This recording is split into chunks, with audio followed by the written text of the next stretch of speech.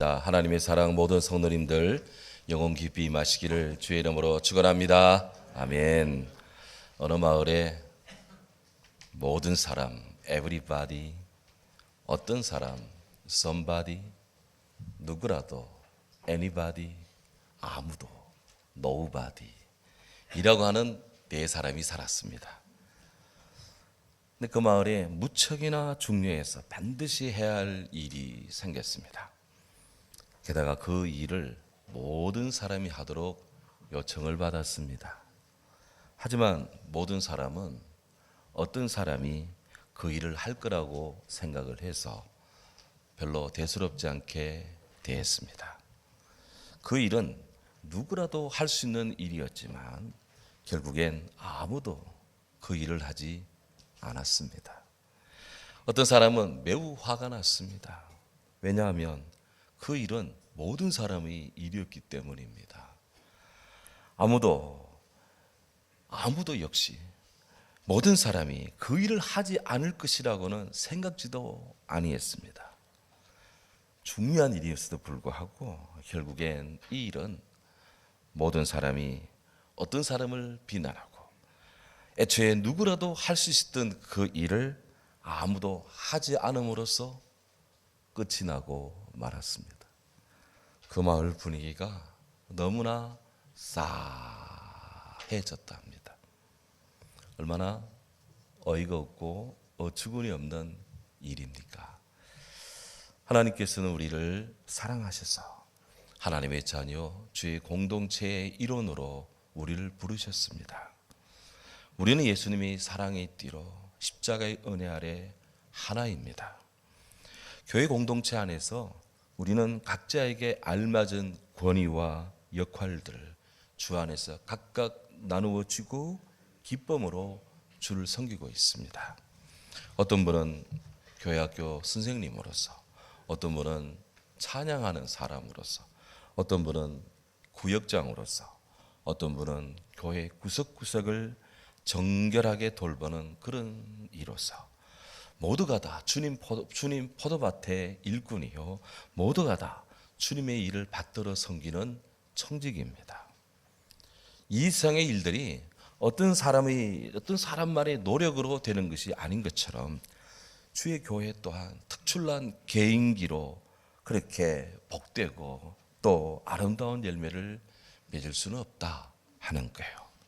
주 안에 있는 모든 사람, 그 모든 사람에 주어진 누구라도 할 수 있는 일이고, 더불어서 아무도 자신이 맡은 사명에 게으르지 않고 부지런하여 열심을 품고 주를 섬기는 우리들이 되어야 될 줄로 믿습니다. 우리는 지난주일 앞서 전도서 9장 1절의 말씀을 묵상했습니다. 의인들이나 지혜자들이나 그들의 행위나 모두 다 하나님의 손안에 있으니 He got the whole world in his hands. 모두가 다 하나님 손 안에 있으니 사람이 사랑을 받을는지 미움을 받을는지 알지 못한다. 이것은 모두 미래의 일들, 하나님께 속한 일이기 때문이다. 인생에게는 누구나 다 미래를 아는 지혜가 허락되지 않았다는 거죠. 그래서 지난 수요일에 잠깐 말씀드렸지만 지나간 어제는 역사이고 오늘은 하나님의 선물이고 내일은 퍼즐 수수께끼. 하지만 그것은 주님 손안에 있는 수수께끼다 하는 거예요. 오늘 우리가 주목하는 전도서 말씀, 바로 해 아래 사는 모든 사람, 그 누구에게 어떤 사람 누구라도 아무도 예외 없이 마주치고 봉착하며 다 겪어야 되는 그런 일반적인 이슈들, 보편적인 일들, 특별히 모든 사람에게 해당되는 죽음이라는 이슈에 대해서 오늘 세계 최고의 지혜자 솔로몬께서 전도서를 통해 우리에게 말씀하고 있습니다. 오늘 성경이 이렇습니다. 모든 사람에게 임하는 모든 것이 일반이라. All share a common destiny. 모든 사람은 공통된 운명을 다 갖고 나누고 함께하고 있다, 이 말입니다. 여기 모든 사람 안에는 이어지는 말씀에 있는 의인, 악인, 선하고 깨끗한 자, 그렇지 않은 깨끗하지 않은 자, 제사 예배를 드리는 자, 예배를 드리지 않는 자, 선인, 죄인, 또 맹세하는 자, 맹세하기를 두려워하는 자 모두가 다 여기에 포함됩니다. 여기에 예외자가 아무도 없다 이것입니다. 오늘 3절에 따르면 그가 누구이든지 간에 헤아리서 사는 인생의 마음에는 솔로몬이 보기에 악이 가득하고 그들의 평생에 미친 마음을 품고 있다가 후에는 죽음으로 돌아간다 이렇게 탄식하고 있습니다. 특히 3절 후반절에 3절과 같이 성경은 사람이 어떤 존재든 간에 그 인간의 마음에 죄가 가득하다 이렇게 지적을 하고 있습니다. 인간이 죄인이라는 말입니다. 어떤 방사선 엑스레이 기사가 약간 소화불량증이 있었답니다. 그래서 자기 스스로 위사진을 찍었습니다. 그러나 평소에 건강했으므로 사진을 찍어놨는데 잊어먹었어요. 며칠이 지난 주말에 그 주간에 찍은 엑스레이를 사진들을 이제 정리를 하면서 이렇게 이제 정리를 하는데 그 중에 어떤 사진 하나 눈에 탁 들어옵니다. 봤더니 아유 지독한 암이네 하고는 그냥 던져버렸습니다. 그런데 그 사진이 바로 자기 자신인 것을 알지 못한 거예요. 실로 현대인의 최대 위기는 죄의식의 결핍에 있습니다. 자신의 마음속에 내 마음속에 암과 같이 무서운 치명적인 질병이 자리하고 있는데 죄가 자리하고 있는데 우리는 그것을 깨닫지 못하고 그렇게 살아가는 어리석은 세태 그 속에 그런 죄인으로 우리도 서 있다 하는 거예요. 신약 성경에 죄를 표현하는 말이 한 5가지 정도 아주 두드러지게 사용되는데요. 첫 번째는 오페일레마라는 말입니다. 이 죄라는 말은 빚진다 그런 뜻입니다. 두 번째는 하마르티아, 이거는 궁사가 화살을 쏠 때 관역을 빗나가는 것처럼 하나님이 만든 삶의 표준, 그런 일반적인 어떤 그런 기준, 윤리 도덕적인 일반적인 이런 표준을 관역을 빗나가는 말씀을 빗나가는 삶을 산다. 이것도 하마르티아라는 죄입니다. 세 번째는 파랍토바라는 말인데 이 말은 선을 넘어간다, 미끄러진다 이런 거예요. 미끄러진다, 낙심한다, 넘어진다라는 것이고 네 번째는 파라바시스라는 죄인데요. 이 죄는 선을 넘어간다, 탈선한다 그런 뜻입니다. 다섯 번째 단어는 아노미아라는 말인데 심리학에서도 쓰죠. 이것은 불법이라는 말입니다. 불법. 이런 죄라는 말의 언어적인 의미를 종합하면 하나님과 우리 사이의 올바른 관계를 맺지 못하는 겁니다. 말하자면 하나님의 사랑에 빚을 졌는데 그 빚을 갚을 생각하지 않고 살아가요. 하나님 말씀의 표준을 우리는 빗나가며 벗어나며 삽니다. 말씀 앞에서 미끄러집니다. 선을 넘어갑니다. 탈선합니다. 불법을 저지릅니다. 다 성경에 지적하는 바고 우리 예수님이 미워하는 바고 이런 죄 가지고는 천국에 들어갈 수 없는데 해서 사도 바울은 로마 3장에서 탄식해요. 의인은 없나니 하나도 없으며 깨닫는 자도 없고 하나님을 찾는 자도 없고 다 치우쳐 함께 무익하게 되고 선을 행하는 자 없나니 하나도 없도다. 그들의 목구멍은 열린 무덤, 그들의 혀로는 속임을 일삼고 그 입술에는 독사의 독이 가득하고 그 발은 피 흘리는데 빠른지라 파멸과 고생이 거길에 있어 평강의 길을 알지 못하였고 그들의 눈앞에 하나님을 두려움이 없도다.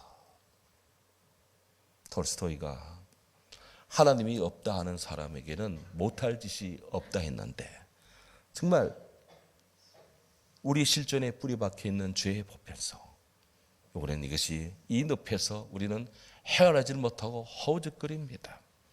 사람이 이런 죄를 범하면 정신적으로 인격적으로 온전하지를 못합니다.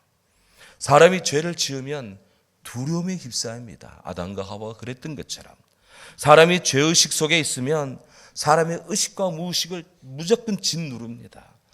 그래서 영혼의 기쁨이 파괴돼요. 죄 때문에, 죄 가운데서, 죄로 인해서 영혼의 기쁨이 없어요. 아무리 맛있는 것을 먹어도 늘 눌려 있습니다. 기쁨이 없습니다. 얼굴이 굳어 있습니다. 마음도 닫혀 있습니다. 이 죄는 사람으로 하여금 진리를 추구하지 못하게 합니다. 그런 소리가 귀에 들어오질 않습니다. 오늘 우리에게 이런 말씀이 들려오는 것 하나님의 은혜인 줄로 믿습니다. 아멘이 별로 없네.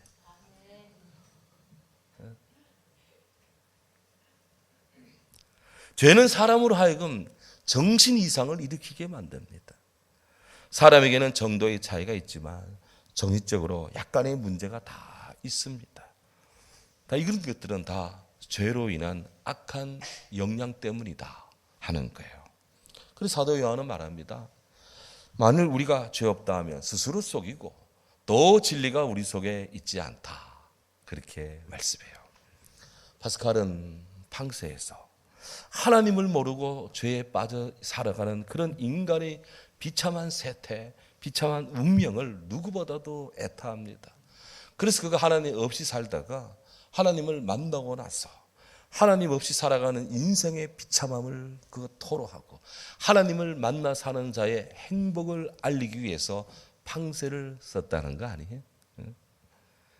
이 죄인의 길에 기다리는 결과는 자명합니다. 성경 말합니다. 모든 사람이 죄를 범하였음에 하나님 영광에 이르지 못하였더니 악인이 많아지면 죄도 많아지나니 의인은 그들의 망함을 보리로다. 이 죄의 삭은 사망입니다. 결국 전도서 3절, 전도서 이 본문 오늘 3절 하반절에서 인생이 겪는 모든 보편적인 현상의 최종 귀결은, 최종 열매는 죽은 자들에게로 돌아가는 죽음이라고. They join the dead. 그들이 죽은 자와 결합된다. 죄의 삭은 결과는 그 귀결은 모든 자가 죽는 그 죽음으로 다 조인되고 결속되고 접속된다. 이거예요. 오늘 우리가 첫 번째 읽었던 열왕기상 2장 2절에서 다윗이 솔로몬에게 그의 죽음을 앞두고 마지막 유언을 합니다. 내가 이제 세상 모든 사람들이 가는 길로 가게 되었나니. 여기 세상 모든 사람이 가는 길로 가게 되었다. 죽음의 길로 간다는 거예요.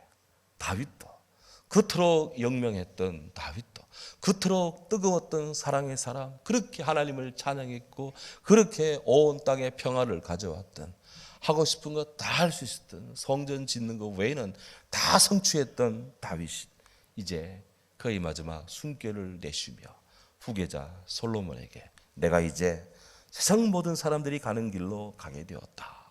그렇게 말해요. 욥기를 보면 모든 사람이 맞는 죽음의 문제가 아주 리얼하게 묘사되고 있습니다. 사람은 누구라도 적신으로 돌아갑니다. 어머니 앞에서 벌거벗은 그런 이 적신으로 태어나서 적신으로 돌아갑니다. 사람은 이 사람에게 있어 이 죽음은 그의 장막줄이 뽑히는 것 같아요. 텐트 줄을 걷는 것과 같습니다. 사람은 이 사람에게 죽음은 마지막 호흡을 내쉬는 것입니다. 이 숨이 탁 내쉬고 나면 탁 멈추고 나면 마지막에는 더 이상 숨을 못 쉬어요. 쉬고 싶어도 아무리 심장 압박을 해서 그렇게 사람을 살리고 재도 안 될 때는 안 되는 겁니다. 그래서 이 욥기는 이 죽음을 돌아가지 못할 땅으로 돌아간다 그랬어요. 더불어서 그곳은 가보지 않았기에 사람들이 그것은 알지 못하는 미지의 어둠의 땅이다. 그곳으로 가는 것이고 인생은 누구나 죽음의 그 어둠에 그늘 진 곳으로 들어간다. 죽음을 맞는 인생은 꽃이 시드는 것 같다. 인생이 그림자같이 사라지네요. 죽음으로 돌아오지 못할 인생에 가는 길. 예수를 믿지 않고 그렇게 죽은 분들은 하나님의 불에 의해서 멸망을 당하고 소멸됩니다. 하지만 구주 예수님을 믿고 한 앞에 살다가 주의 부르심을 받은 주의 성도는 평안히 누워 잔다. 그랬어요. 왜 잔다고 했느냐? 부활의 주님이 다시 오셔서 잠자는 주의 성도를 깨우기 때문에, 다시 살기 때문에 잔다, 그렇게 말씀하는 거예요. 할렐루야. 사도 요한은 요한계시록 14장 13절에서 하늘에서 들려온 하나님의 음성을 전합니다. 기록하라. 지금 이후로 주 안에서 죽은 자들은 복이 있도다. 기록해. 그렇게 사도 요한에게 기록해라. 주 안에서 죽은 자들은 복이 있다. 그들이 수고를 그치고 쉬려니 이는 그들의 행한 바를 성령께서 다 알고 갚아주시기 때문이다 라고 성령이 화답을 하는 거예요. 이 땅에 사는 사람들 누구라도 사랑하는 이의 죽음을 대하면 그 영혼이 괴롭고 곤비해집니다. 죽음 맞이하는 인생은 너무나도 유한하고 허망하며 정말 인생이 아쉽고 애타며 그립고 고통스럽다는 것을 그렇게 마음에 절절히 차고 넘칩니다. 인간의 삶과 죽음의 실상이 그래요. 누구라도 이를 싫어하지만 생각하지 않을 수가 없습니다. 해수욕기는 인생살이가 뭐냐?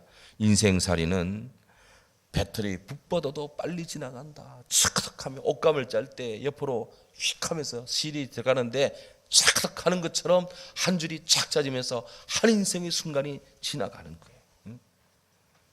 인생은 한번 호흡하는 것 같고, 인생은 빠른 배와 같이 그렇게 바다를 속히 지나가고, 인생은 순간순간 먹이를 낚아채는 독수리 같고, 인생은 그렇게 피었다 지고 피었다 지는 꽃과 같고 그림자처럼 빨리 사라지고. 해서 성경은 창세기부터 요한계시록까지 우리 이 인간의 삶의 이 본질이 결국 보편적 사실이 결국 죽음으로 다 기결되고 다 거기에 꽂힌다는 거예요. 여기에 예외될 자 아무도 없습니다. 이런 죽음은 성경 창세기를 펼치면 아담과 하와로부터 시작해서 지금까지 사람이 왜 죽느냐? 그것은 죄의 결과이고, 이 사람의 죽음에 대해서 아는 자 아무도 없는 영원한 신비고 절대적인 수수께끼고 필연적인 운명이고, 고로 우리는 이 죽음을 미리 대비해야 된다. 그런데 생명보험 들어놓고 화재보험 들어놓고 이것저것 보험 많이 잔뜩 들어놔도 대비가 안 되는 것이 이것입니다. 왜? 모든 사람에게 공평하게 임하는 것이기 때문에 그렇습니다. 정말 죽음은 세상에서 가장 일반적이고 보편적인 원리입니다. 앞으로 나에게 일어날 가장 중요한 일이 무엇일까요? 동시에 우리에게 일어날 가장 확실한 사건이 무엇일까요? 그것은 나의 죽음, 여러분의 죽음, 우리의 죽음입니다. 모든 법칙에는 예외가 있지만 이 죽음에서만은 예외가 없습니다. 아무리 의학이 발달해도, 아무리 최고의 그런 병원에 가도 영안실이 있습니다. 올 때는 순서가 있지만 갈 때는 순서도 없다 그랬잖아요.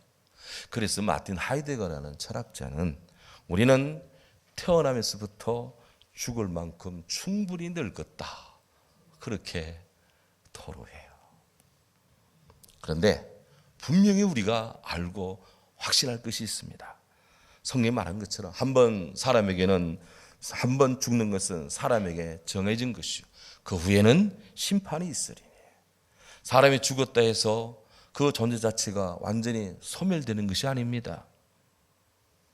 이 죽음을 다스리는 생사의 권세가 오직 하나님께 있습니다. 땅에서는 우리는 모르기 때문에 죽었다 끝났다 해서 다 통곡하고 애절하고 고통스러운데요, 우리 하나님이 손길 아래서 우리 주 예수 그리스도 재림하시는 날 다시 사람이 죽음 앞에서 다시 살아난다, 다시 일어난다, 모든 무덤이 열리고 주의 생명들이 일어난다, 성경이 말하고 있는 바인 것입니다. 우리 기독교에 대한 성결교회 중생, 성결, 신유, 재림, 이 안에 이 말씀이 다 들어와 있는 거예요. 감사하게도 우리 주님 오시는 날 우리가 다 살아날 것입니다. 영생하고 있습니다. 감사하게도 하나님 나라 천국에는 죽음이 없다 그랬어요. 다 있어야 좋지만 때로는 없는 것도 좋을 때가 있어요. 그런데 천국에는 없어 좋아. 죽음이 없어 좋아. 눈물도 더 이상 흘리지 않아도, 더 이상 애통해하지 않아도, 더 이상 질병도 없는 그런 곳이 주 안에 있는 줄로 믿습니다. 하나님 나라를 창건하신 그분께서 우리에게 부어주시는 은혜로 말미암아 우리가 하나님 나라를 앙망하고 그리워하고 기대할 수 있다고 어거스틴이 신궁론에서 말씀했다 아니에요? 예? 제가 그 기주를 읽으면서 얼마나 마음이 기뻤는지 모릅니다. 사랑하는 여러분, 고로 오늘 전도서 9장 4절에서 6절에는 인간이 당하는 모든 죽음의 문제를 비록 우리에게 슬픔과 고통을 준다 할지라도 그래도 이 사실을 우리가 알면서 지금 주 안에서 살아서 삶을 누리는 것이 죽음의 망각보다도 훨씬 더 희망적이고 의미가 있다라고 삶을 긍정하고 있습니다. 오늘 성경이 이렇게 말합니다. 모든 산자들 중에 들어있는 자에게는 누구나 다 소망이 있다, 희망이 있다. 산개가 죽은 사자보다 낫다. 야, 그렇게 살아있음에 감사하라는 거예요. 산자들은 죽을 줄을 알 때 죽은 자들은 아무것도 모른다. 그들이 다시는 상을 받지 못하는 것은 그들의 이름이 잊어버린 바 됩니다. 그들의 사랑과 미움과 시기도 없은 지 이미 오래니 해 아래 생하는 모든 일들 중에서 그들에게 돌아갈 몫은 영원히 없다. 땅에서는, 하나님 앞에서는 있어요. 그러니 지금 살아있는 산개가 죽은 사자보다 낫다 했으니 사랑하는 여러분, 지금 살아있음에 감사.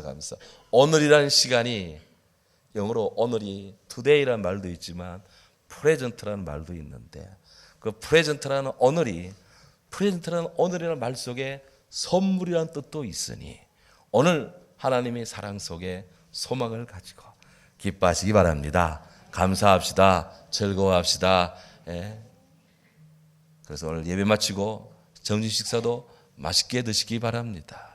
다 주님 안에서 기뻐하는 일입니다. 해서 사도들의 이 믿음의 삶처럼, 선지자들의 믿음의 삶처럼, 성경의 지혜가 주는 이 말씀처럼 우리도 모든 이가 당하는 삶의 죽음이 내 인생의 인간으로서의 귀결이고 종착점이 있지만 이를 우리가 어떻게 대해야 될 것인가, 오늘 다윗이 우리에게 가르치고 있습니다. 너는 힘써 대장부가 되고 나는 모든 사람의 길로 간다. 이제 너는 남아서 살아있는 자로서 또 희망 속에 살아야 되는데 너 솔로몬, 너 힘써 대장부가 되고 이 땅에 남아있는 함께 예배드리는 사랑하는 성도 여러분 우리 모두 주의 힘써 대장부가 되고 아멘. 여호와의 말씀을 지켜 행하라. 그 법률과 계명과 율례를 지켜 행하라. 모세 율법에 기록된 대로 행하라. 성경에 말씀된 대로 행하라. 그리하면 네가 무엇을 하든지 어디로 가든지 따라합시다. 형통한다. 예, 내가 무엇을 하든지 어디로 가든지 형통할지라. 그렇습니다. 이제 우리가 이 죽음이라는 인생의 보편적인 원리 앞에서 우리 어떻게 삶을 살아야 될까요?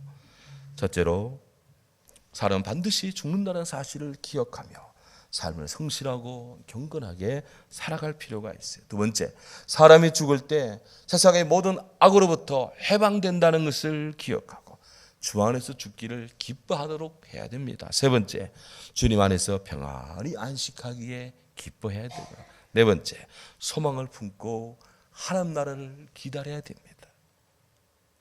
슬퍼하되 소망 가운데서 주님 나라를 기다려야 돼.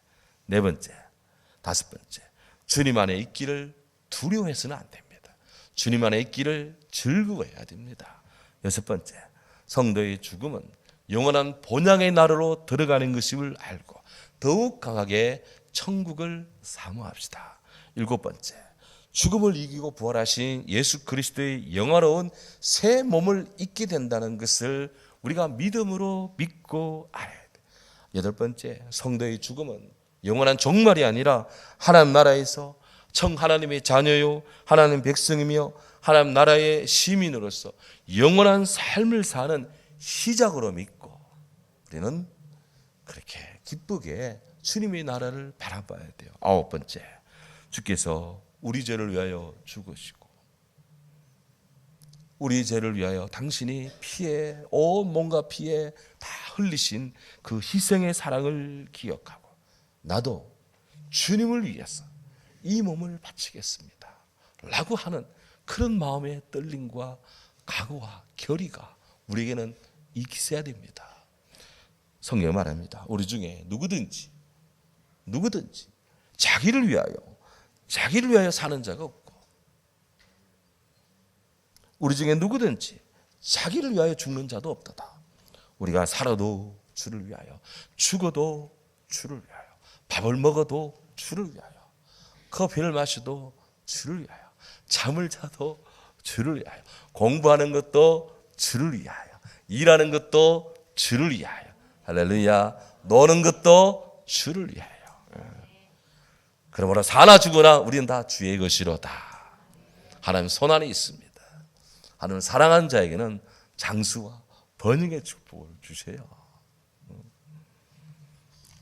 그러 우리는 죽음이라는 인생의 귀결 앞에서도 주께서 주시는 생명의 면류관을 우리는 바라봐야 됩니다.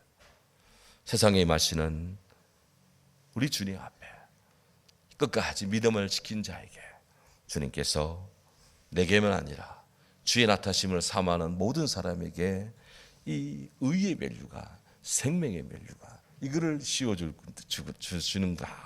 바울이 그렇게 고백을 하고 선언하고 있습니다. 사랑하는 여러분, 죽어 모든 사람에게 임하는 보편적인 현실입니다. 세상의 모든 사람, 어떤 사람 누구라도 아무도 피할 수 없습니다. 그렇지만 우리 인간 죽음의 실존에 쉼없이 끊임없이 늘 직면하시는 세상의 모든 사람들, 우리 하나님 사랑하십니다. 하나님이 세상을 이처럼 사랑하사 독생자를 주셨으니 이는 저를 믿는 자마다 멸망치 않고 영생을 얻게 하려 하심이라. 아멘. 너희 허물과 죄로 죽었던 너희를 살리셨도다. 아멘. 하나님의 은사는 그리스도 예수 우리 주 안에 있는 바로 영생이니라. 오늘 주님 말합니다. 하나님은 죽은 자의 하나님이 아니요 살아있는 자의 하나님이시다. 고로 살아생전 여호와를 경외하고 그 계명을 지키며 살아가는 것, 이것이 인생의 본분입니다. 오늘 하나님의 말씀 안에서 새로운 희망을 안고 소망 가운데 우리들의 생을 힘차게 살아나가서 주께 영광을 돌립시다. 아멘. 귀하신 주님을 찬양합니다.